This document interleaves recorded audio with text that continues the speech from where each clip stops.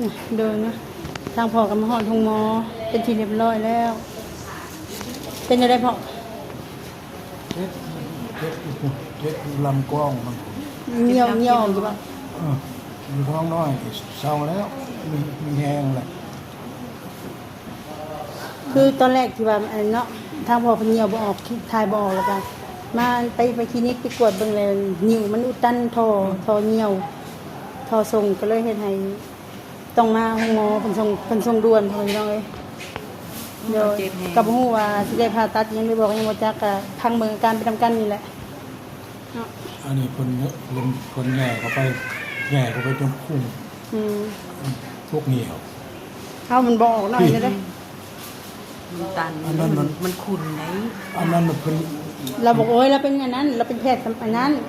แพทย์อันนั้นรู้ว่ามันแง่เข้าไปคายนี่เราก็บอกว่าพอดีเลยพอดีอันนี้ยังก็แต่เช้ายังไม่ได้กินข้าวบ่เหนียวมันต้องคือขี้ต้มนี่เอ้านิ้วมันอุดตันเลยขี้ต้มขนาดเลยเจ้าเบิ่งว่า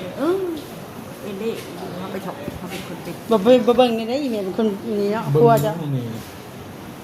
เหนียวยืดไว้เพื่อนสบายดีได้ไหม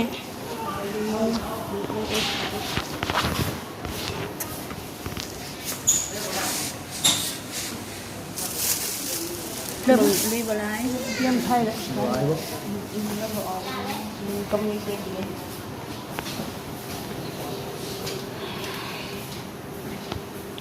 ห้องกับคายโยมไปแป้งรถมาเบรกฮักเนาะใส่เบรกกับใส่นี่กาเบรกพอดี200,000แต่ลินพร้อมคายโยมจะได้130,000เล็กที่สุดกูได้ไหมบอกอุ้ยงักข้าวนี่เลยแล่นผู้แล่นพี่อยู่บ่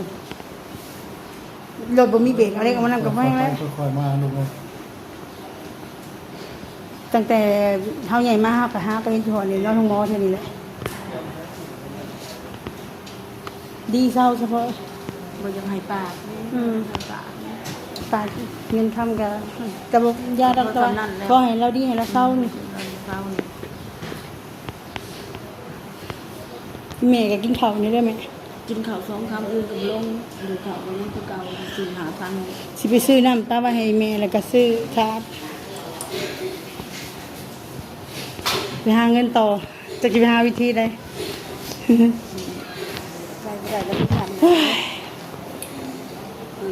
มือกับจังสิไปบ้องมาพี่กับจัก